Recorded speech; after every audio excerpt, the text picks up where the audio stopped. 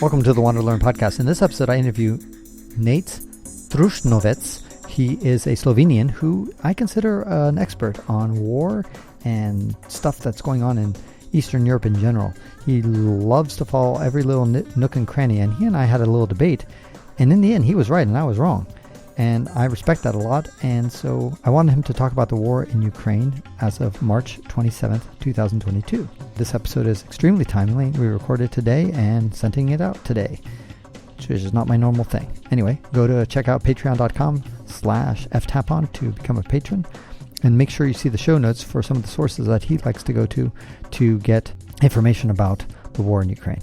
I respect his opinion. It'll be interesting to see if he ends up being right or not. We'll find out soon.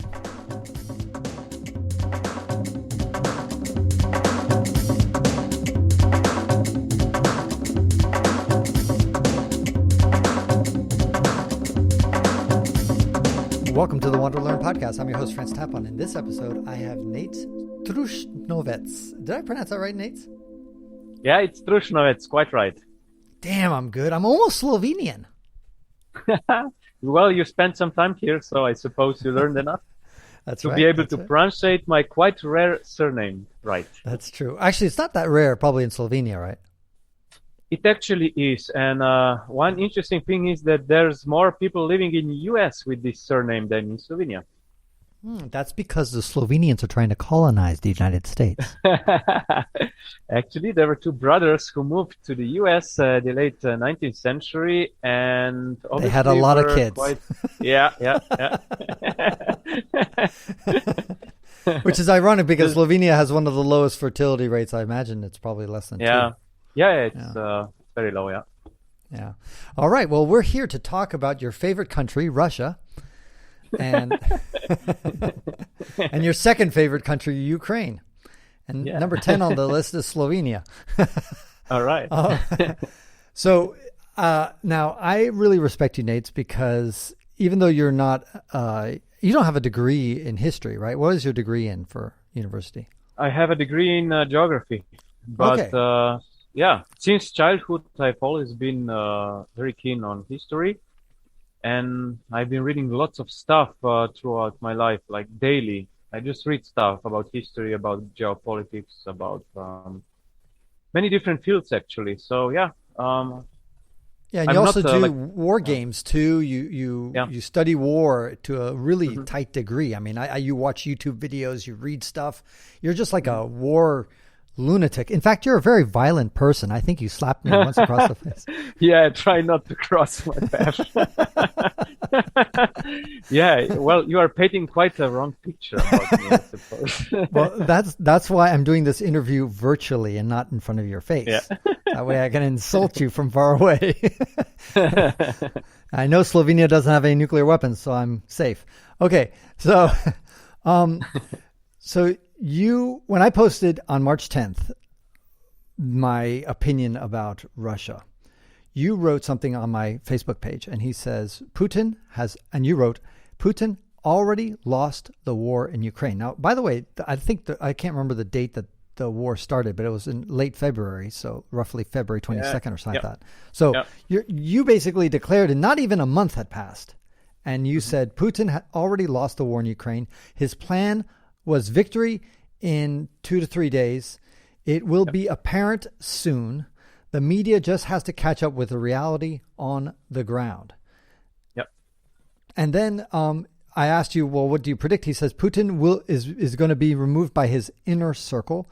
The Russian army shown to be just a paper tiger minus the nuclear weapons. It was this year's, it was marketed, for years it was marketed as a potent force, but this invasion really revealed huge issues it has. And you go on about the kleptocracy. That ruined the Russian army and things like that. So share a little bit about what you think of, here we're recording this, it's just on the brink of March 27th, my brother's birthday, 2022. And currently, what do you see the situation, the war going on, and are they making any progress? Are you surprised that they haven't thrown in the towel yet, that the Russians haven't thrown in the towel yet? How much longer do you see this going? Or have you reversed your position at all? So I haven't reversed my position at all. Actually, all the signs are there that Russian army is just digging in, and on a few places it's actually being pushed back. So the Ukrainian army is currently just probing the Russian defenses, and I guess I'm not a military historian or not from military profession at all.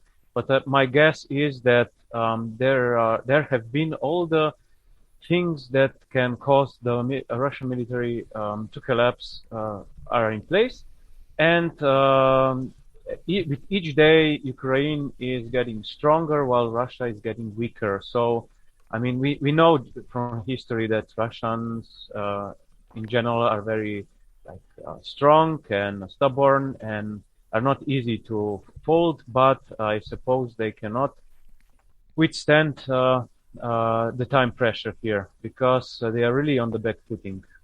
Well, Russia really became super famous in its ability to defend itself. I mean, beating Napoleon right at the, they're really good at defending themselves and finding the strength to fight off Napoleon, to fight off Hitler, to win in Stalingrad. I mean, these were amazing things, and hold off St. Petersburg and, of course, Moscow during, against the Nazis. And, of course, they know how to run an offense because they were able to take over lots of territories during the Soviet time. Yeah. But their defense is their strength, and I think, in my opinion, but maybe I'm wrong, and maybe they're just not. They're out of practice. It's been a while since they expanded their empire. Actually, the military analysts who check the way their tactical moves are, the way they fight, the operational moves are, they're very similar to the 70s and 80s Soviet Union. So basically, Russia hasn't upgraded that much in the way they fight their wars. It's just that the things that previously were not very visible became very clear now in the way how Russia do its things when it comes to huge military offensives, which it cannot really control the way they would like to.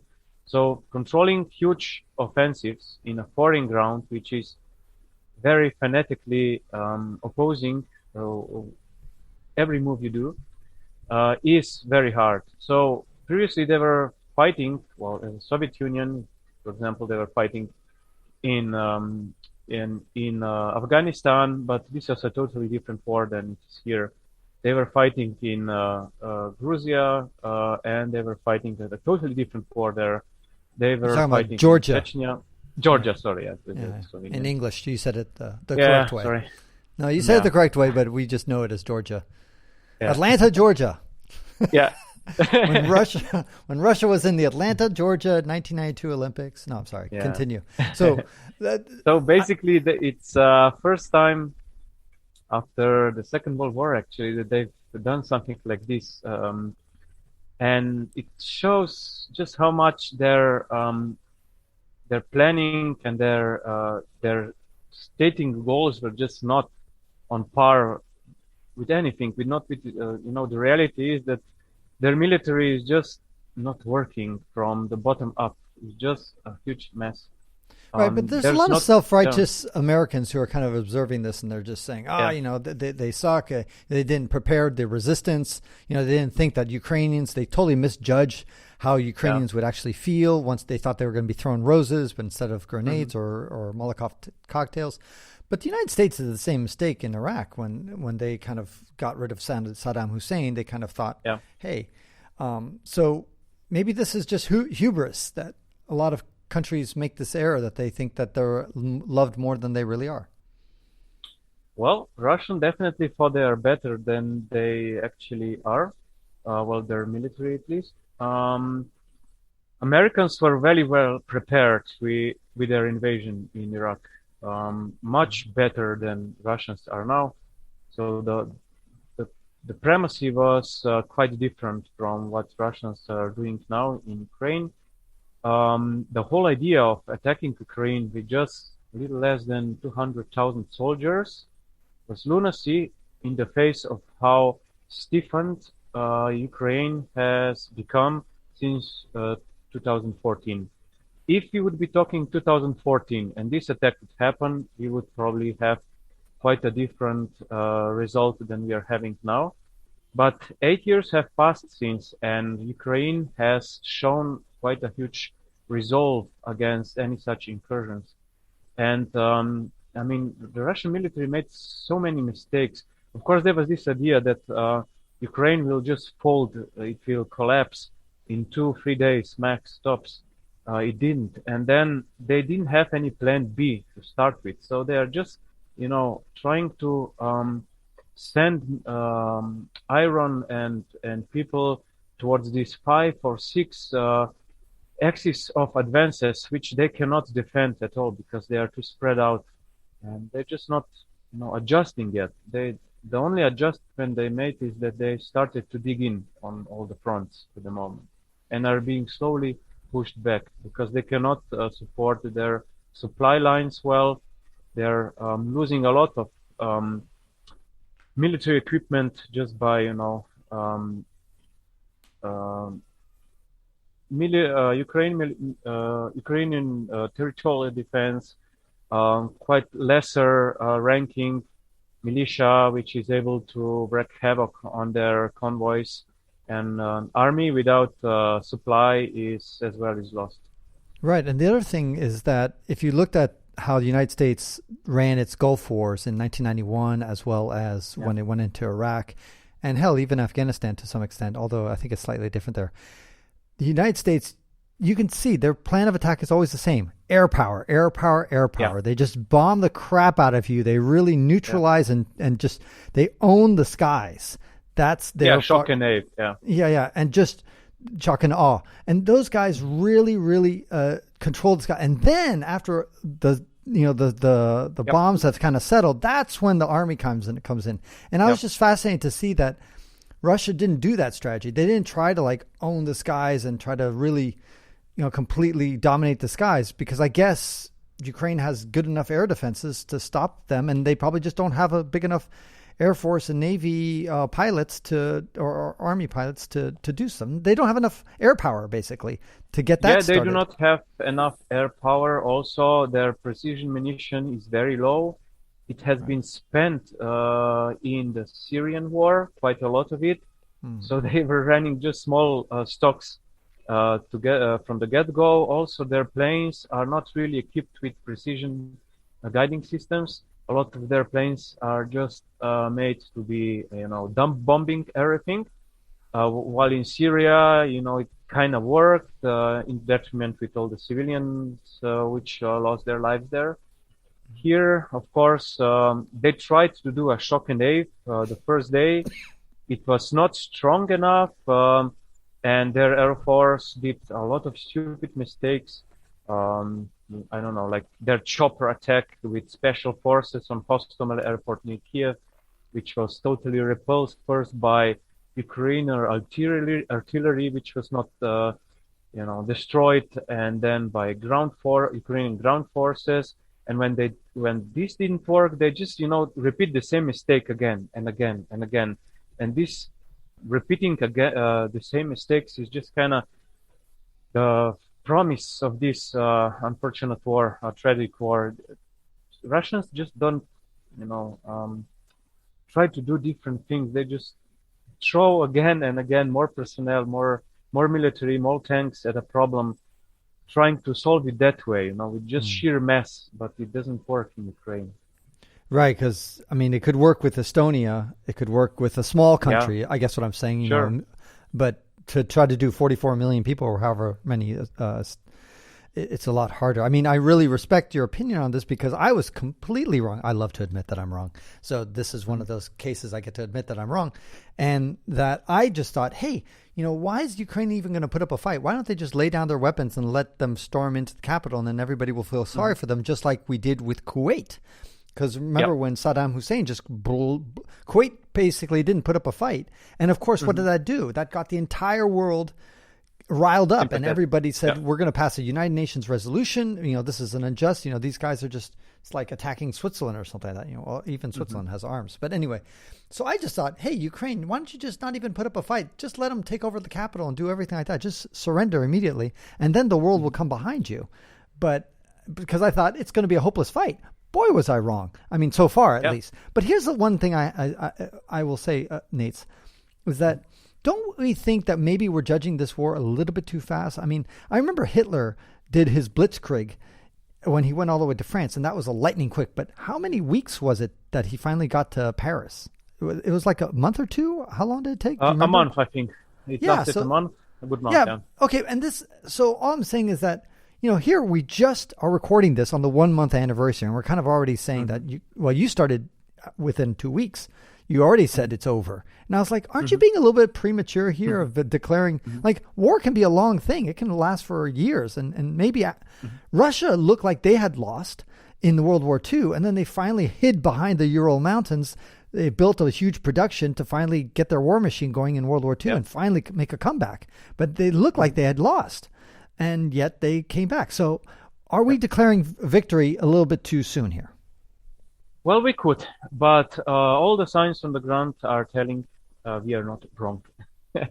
So I would be really, really surprised if Russia would be somehow able to go around Kiev, to besiege it properly, to take over the whole eastern part and also the western part. It does not have the manpower. Also, if they would start ramping up military production. The thing is, Second World War was quite different militarily from what we have now. All the equipment that you need to produce is quite expensive, and you need to put global efforts to get all the components that you need to build a capable war machine. So Russia being cut now is already having a huge problem with tank production. Their main facility in Russia already stopped producing their latest battle tanks. They cannot do it anymore because they are lacking basic stuff that they need to put in those tanks to be able for them to make them. So this industrial part of the war is not going well for them. Again, if you produce just very simple mechanical machines from past times, you could do it, but not anymore because these optics, special optics, special equipment is very, very time consuming to produce, very technically hard to make.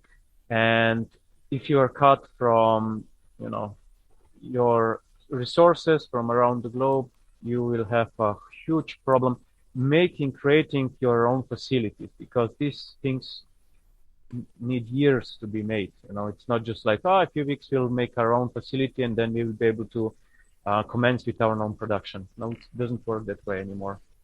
Okay. In our 5 minutes that we have left, I just want to get a sense of where you think this is going to go. Here we are at March 27th. Where do you think this is going to go, Nejc? So Russian army will have more and more problems in Ukraine. In 1 month's time, their supplying capacities will be very, very low. It means I predict that in 1 month's time, a huge collapse for Russian army will happen.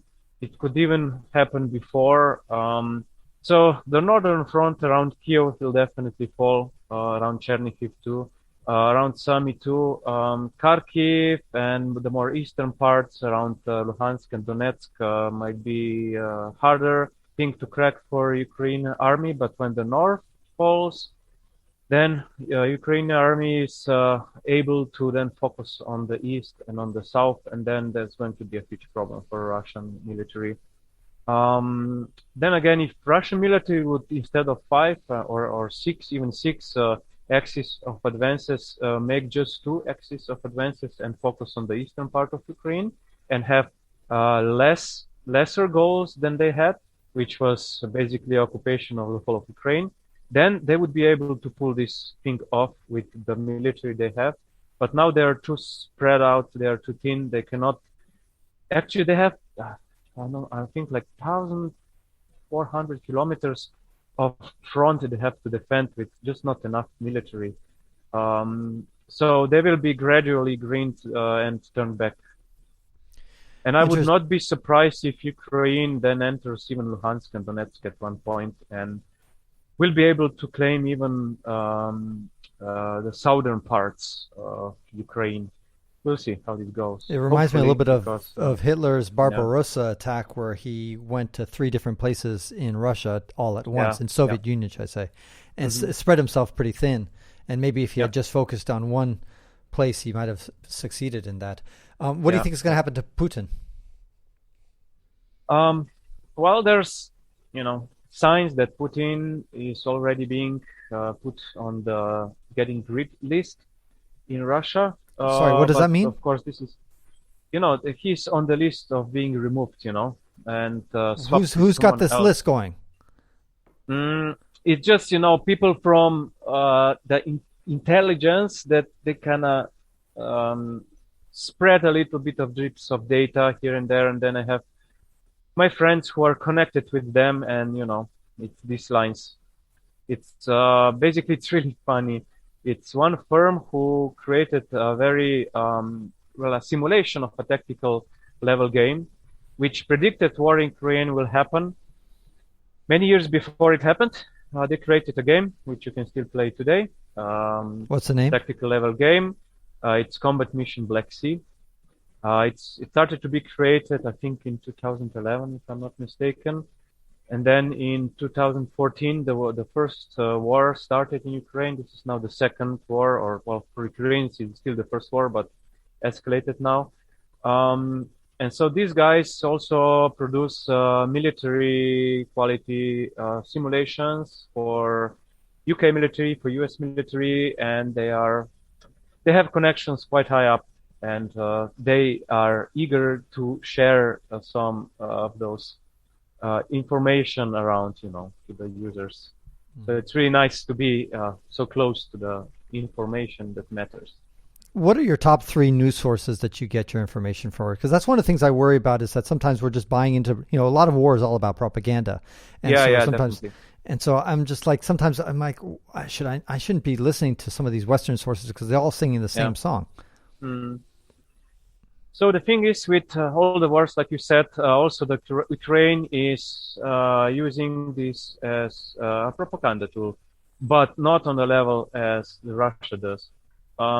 If you look at past records from the 2014 war in Luhansk and Donetsk, you would see that Ukraine in general put up information about how the war was going, but quite more reliably than Russia did, of course, because Russia, most of the things that they put out is just a lie, just, it was so funny when Russian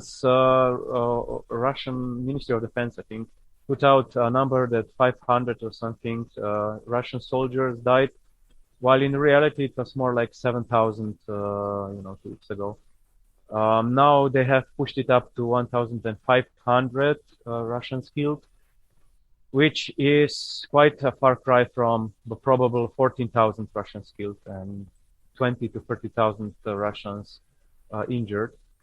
So Russian side of things, you cannot trust much, while Ukrainian side is quite more on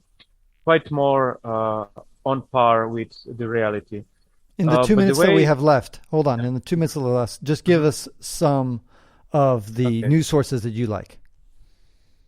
Okay, so my number 1 news source that I use is the forum where people, different veterans from different American wars, analysts, ex-intelligence officers are talking about these things, are analyzing these things, and so it's like a conglomerate of all the news.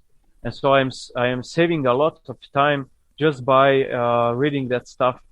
And they basically gather different like media reports and different news from the ground, analyze it, say, okay, this was published by Russians, this is what's missing here, this is what is lagging here, this was published by Ukrainians, this is good, this is not good. So at the end, they basically analyze everything and just make a finalized product, or like a product which many people agree with, many people who are professional in their fields, and if they don't dispute it, then it's probably true, Okay, so I'll go ahead and put that link to the show in the show notes. Yeah. I'll put that as your number one source, Yeah, and yeah, I cool. appreciate that. So you think the war is going to end in the next couple of months, or do you think this is going to drag on for a couple of years? It could drag on, but I would be surprised. I mean, if it would, I would give Russian army max 1 month before the collapse starts, and then we'll see how far they are pushed.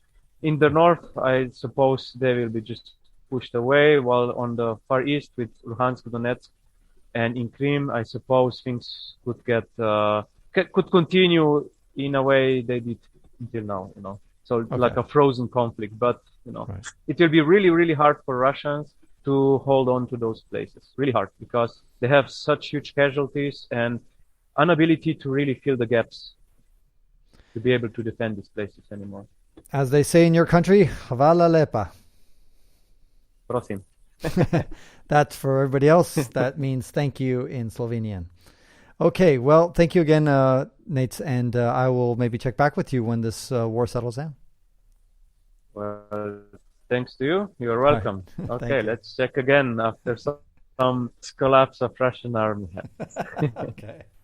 And that ends this episode of the WanderLearn podcast, where we explore travel, technology, and transformation.